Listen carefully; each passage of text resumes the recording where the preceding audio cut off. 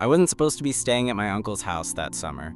The original plan was a month-long internship in LA, a gig I fought hard to get, something to pad my resume before senior year. But 2 days before I was supposed to fly out, the company ghosted me. Budget cuts, they said in a one-line email. Sorry for the inconvenience. My parents were sympathetic, but also clearly had plans of their own, something about a cruise and rekindling, whatever that meant. So with my apartment subleased and no job to speak of, I ended up on a bus to the middle of Oregon, where my mom's brother, Uncle Derek, lived. Uncle Derek had always been kind of a mystery to me. He wasn't the family reunion type, didn't come around much, but I remember him being cool, laid back, funny, a bit of a loner. He used to send me weird postcards from random countries when I was a kid. No one really knew what he did for a living, just that it had to do with architecture, and he worked remotely. He had one of those timber frame houses buried in the woods like he was hiding from society, which, in retrospect, probably should have tipped me off. I arrived late afternoon. The air smelled like pine and earth, and his place looked like something out of a design magazine. Big windows, dark wood, metal fixtures, the whole rugged elegance vibe. "You've grown up," he said when I stepped off the bus, giving me a one-armed hug. "You're taller than I remember." Yeah, puberty eventually hit. He laughed, and that was that. No awkwardness, no weird small talk, just easy.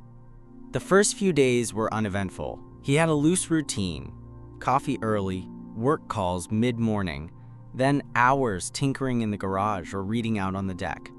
I mostly lounged, caught up on reading, tried to ignore the fact that my summer had derailed. We didn't talk much, but it wasn't uncomfortable.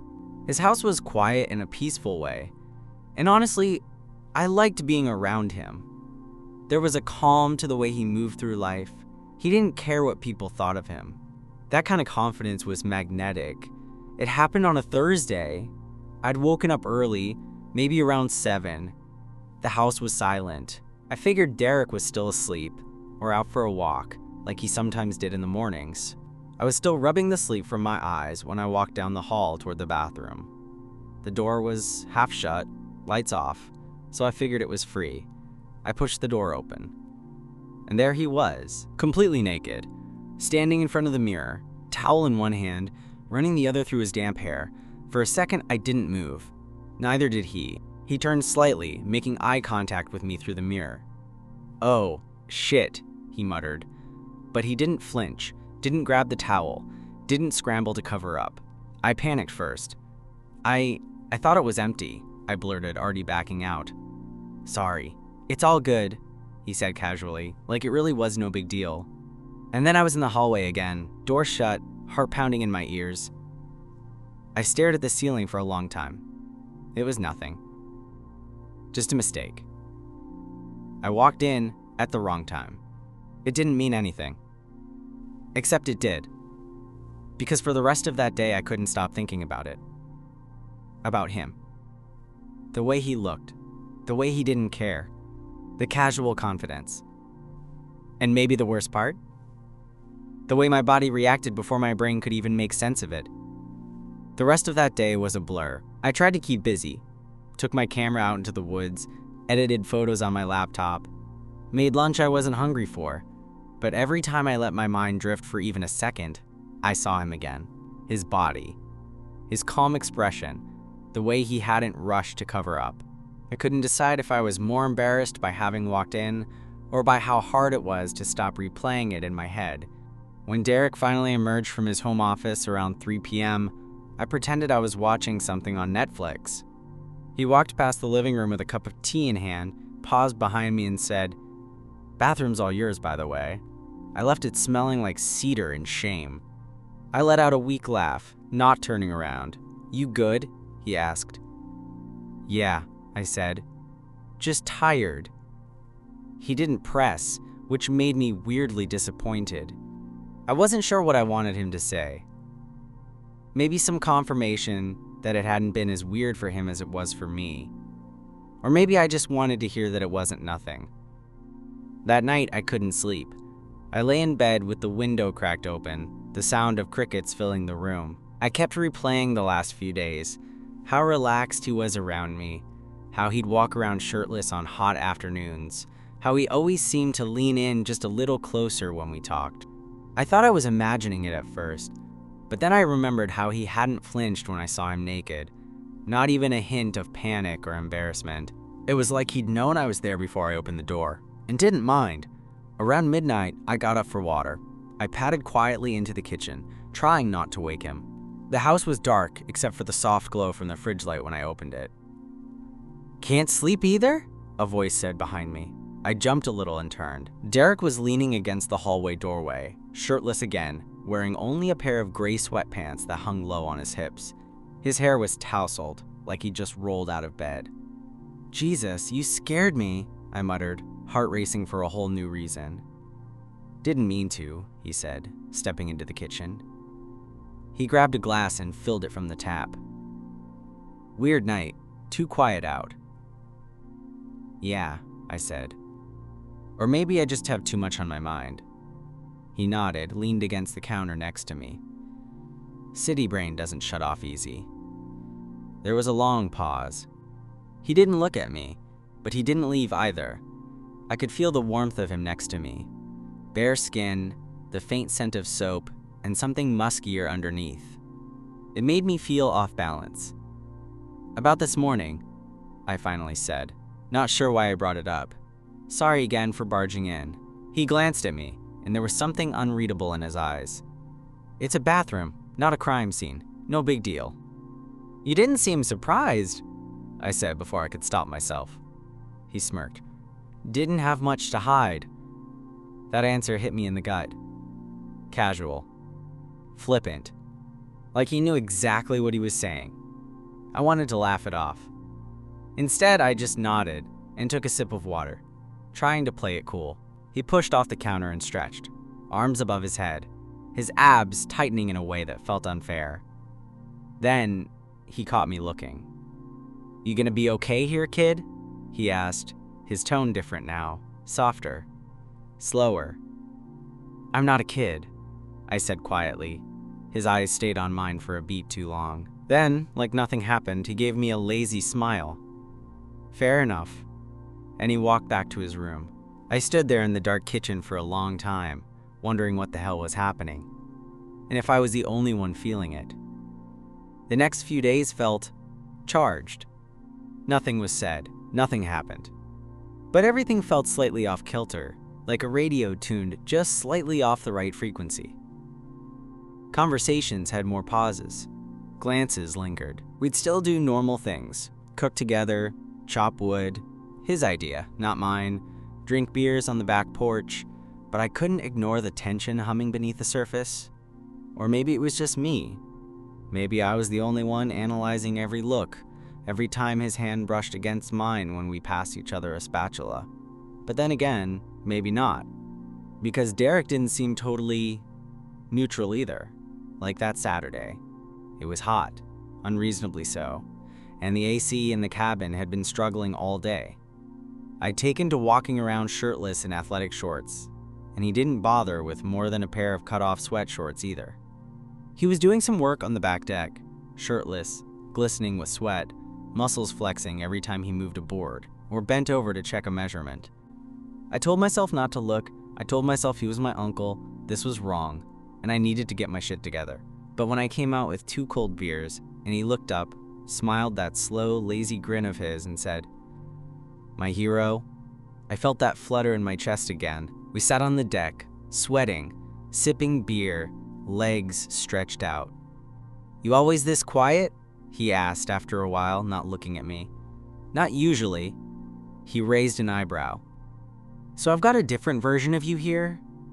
"Something like that." He nodded slowly, letting the silence stretch. "You ever wonder if people just hide parts of themselves depending on where they are?" he asked eventually.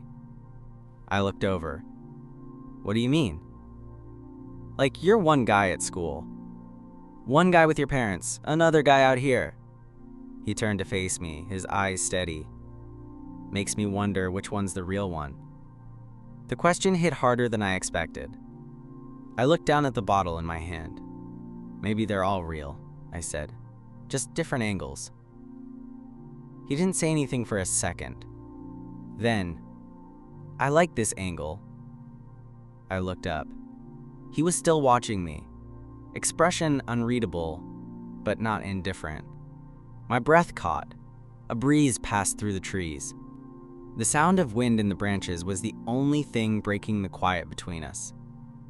Then, as if sensing something was tipping, he stood. "I'm jumping in the lake," he said, peeling off his shorts in one fluid motion. He didn't look back to check if I was watching. But I was. Naked, he walked down the wooden path to the edge of the dock and dove in. I sat there, stunned. He knew I was watching. There was no way he didn't. He came up a second later, water running down his back, his hair slicked. "You comin'?" he called, grinning. And maybe it was the beer. Maybe it was the heat. Or maybe I was just tired of pretending I wasn't feeling something.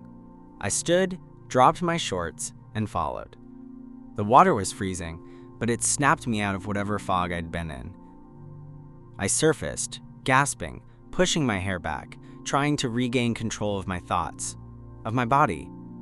Derek was treading water a few feet away, arms outstretched, eyes on me but unreadable. He wasn't trying to hide anything, not the way he was looking at me, not the fact that we were both naked in the middle of the woods, just feet apart, with no one around for miles. "You good?" he asked. "Yeah," I said, catching my breath. "Cold as hell." He laughed, splashing some water toward me. I splashed back, mostly to keep my hands busy, to avoid the stillness. Stillness would mean I'd have to acknowledge how hard it was to stop looking at him. We floated around for a while, neither of us saying much.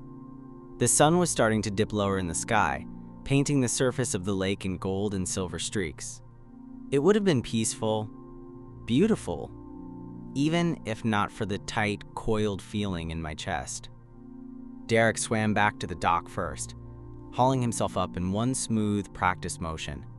He didn't reach for a towel. He just stood there for a second, water rolling down his body, lit by the fading light in a way that felt cinematic. He looked down at me in the water. "You staying in?" I blinked. No, coming out." I swam over and pulled myself up beside him. We were both dripping, both still naked, both pretending that wasn't strange. He tossed me one of the towels from the bench but didn't wrap himself up. Just sat down, legs spread, towel draped casually across his lap, but not really covering anything. I dried off in silence, trying not to look at him. Or maybe hoping he'd look at me, he leaned back on his palms. "You know," he said slowly, "I wasn't sure how this summer would go. Thought you might be bored out here. No friends, no distractions." I shrugged, avoiding his gaze. "It's been different, but good." "You've changed," he said after a beat. "Not a kid anymore." The way he said it made something shift inside me. I glanced over. "You keep saying that like it means something." His eyes flicked to mine. "Maybe it does." The air between us went still. I didn't move. I didn't say anything. I just waited. He stood suddenly, grabbed the second towel, finally wrapping it around his waist. "Jimin," he said, "it's getting cold." And just like that, the moment passed. We walked back up the path in silence, but everything had changed. That night, sleep felt impossible. I lay awake in the guest room, eyes fixed on the wooden ceiling, the sound of the fan spinning slowly above me. Every now and then, I'd hear the creak of a floorboard down the hall. Derek moving around, probably in the kitchen again like he did when he couldn't sleep either. All I could think about was the lake, the way his voice had dropped, the way he'd looked at me, the silence that followed. He didn't need to say it out loud. I'd felt it too. But it was the not knowing that messed with my head the most. Was it all in my imagination? Was he testing me? Or was he just a guy who didn't care about walking around naked and talking freely with his nephew, and I was the one being weird? I rolled onto my side, shut my eyes, and tried to let it go. But I couldn't. At some point past midnight, I got up to grab water. I didn't bother with a shirt, just threw on gym shorts and padded down the hallway barefoot. The house was quiet except for the hum of the fridge. I turned the corner and froze. Derek was in the kitchen, leaning against the counter in nothing but a pair of low-slung pajama pants. No shirt, hair tousled. The soft glow from the stove light made him look almost unreal. He was sipping tea, eyes half-lidded, and didn't seem surprised to see me. "Couldn't sleep?" he asked. I shook my head, grabbing a glass. "Not really." "Same," he said, voice low. "Mind if I keep you company?" I leaned against the opposite counter. "It's your house." He gave a small smile at that, then let the silence stretch. There was something heavy in the air, like both of us were waiting for the other to say something. Or do something. "You remember when you were, 16? He said suddenly. "You stayed for a weekend and snuck beers out of the fridge?" I laughed softly. "You knew about that." "Please. I let you think you got away with it." That made me smile, and for a second the tension broke. But then he stepped closer. "Back then," he said, voice quieter now, "you were still just a kid." I swallowed. "Yeah, I guess I was." He was standing in front of me now, maybe a foot away. "But you're not anymore." My heart was hammering. I could have backed away. I could have laughed it off. But I didn't move. Neither did he. We just stood there, this space between us humming with every unspoken thought we'd both been pushing aside since that morning in the hallway. And then he reached up. Not fast, not forceful, just enough to let his fingers brush my collarbone. Testing, waiting. I didn't flinch. He leaned in, slow, deliberate, but stopped just before his lips touched mine. His breath was warm. "If I'm reading this wrong, tell me now," he murmured.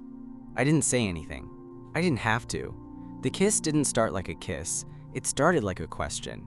His lips barely brushed mine. Soft, tentative, like he was waiting for a signal. And maybe I didn't know what to say. Maybe I didn't even know what I wanted. But I didn't pull away.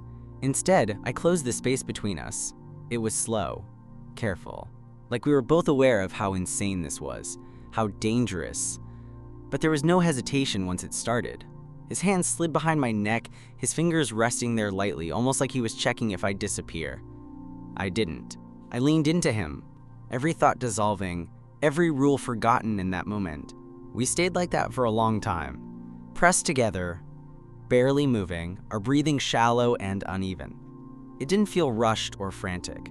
It felt strange, intimate, heavy with everything we hadn't said aloud. Eventually, he pulled back just enough to look at me. His expression was unreadable again, but softer this time. "Less guarded. This probably shouldn't be happening," he said, his voice a little hoarse. "I know. We didn't move. But it is," I added quietly. A long pause. He let out a breath, ran a hand through his hair, then turned and walked over to the sink, gripping the edge like he needed something solid. "I didn't mean for this to. I wasn't planning anything," he said without looking at me. "I just noticed. You're not a kid anymore, and I noticed." I walked over, slowly, unsure of what to say. "I noticed too." He looked up at me then. "So what does that mean?" "I don't know," I admitted. "But I'm not pretending it didn't happen." His jaw clenched, like he was weighing something he didn't want to admit. Then he let out a dry laugh. "Jesus, I'm your uncle," I nodded. "I know. That hasn't changed." He looked at me hard for a second, like he was waiting for me to flinch, to take it back, to pretend it had all been some weird impulse. But I didn't. "I don't want to make this complicated for you," he said. "Too late for that." That made him smile, barely. He stepped closer again, this time more hesitant. "This doesn't make sense. Maybe it doesn't have to." And then we were kissing again, harder this time, like the silence had cracked and we were both done pretending. There was no rush to take it further, no fumbling or urgency. Just two people stuck in a moment they didn't plan for, knowing it wasn't supposed to happen. And yet, neither of us pulled away. Not that night. I didn't go back to the guest room that night. We never said it out loud, never made a decision. One moment we were still in the kitchen, kissing like we were trying to figure something out without words. The next, we were in his room, his bed, everything dim and still, like the world had narrowed to just us. We didn't rush anything. It wasn't about crossing lines or proving something. It was quiet, exploratory, cautious.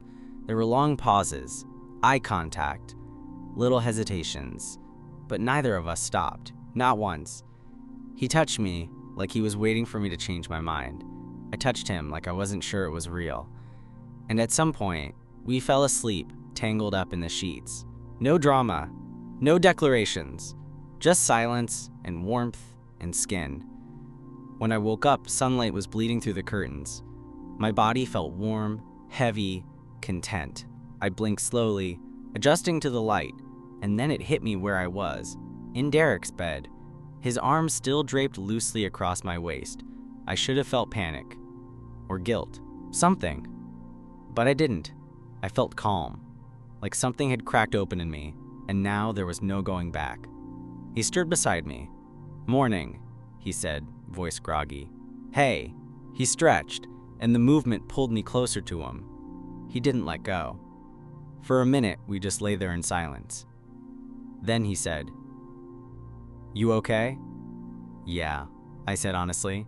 "You?" He nodded slowly. "Didn't expect any of this. Not with you." I turned onto my side to face him. "But you're not sorry?" He looked at me. Really looked. Then, "No, not sorry." That moment felt bigger than it looked, like we were both silently admitting that this wasn't just heat or alcohol or a slip. It was something neither of us had language for. Eventually, we got up. We moved around the kitchen like we always did. He made eggs, I made coffee, but everything felt different. Softer, like a current ran just under the surface of everything we said and did. And even though we didn't talk about what we were or what it meant, we didn't avoid it either. There were still 5 days left before I had to head back home. 5 days that would stretch and blur and quietly change us both. The last few days passed in a strange kind of calm. Not like nothing had happened, but like we were both carefully holding something between us, not wanting to break it. We didn't call it anything, we didn't make plans. But every night, I ended up in his bed. Sometimes we talked, sometimes we didn't. Sometimes we kissed like we were still figuring it out. Sometimes we just lay there, breathing in the quiet, like we both knew this wasn't something we'd be able to explain. During the day, we acted mostly the same, still chopped wood, still went hiking, still made dumb jokes and took turns with the dishes. But there was something different in the way he'd rest his hand on the small of my back when he passed me. Something softer in the way he looked at me across the porch table while sipping his coffee. Something had shifted, and neither of us was pretending otherwise. The night before I was set to leave, we sat on the porch in silence, watching the trees sway in the wind. The sky was a deep, smoky blue, stars just starting to show. "You ready to go back?" he asked after a while. I didn't answer right away. "Not really." He nodded, like he understood. "You know this doesn't have to be a one-time thing, right?"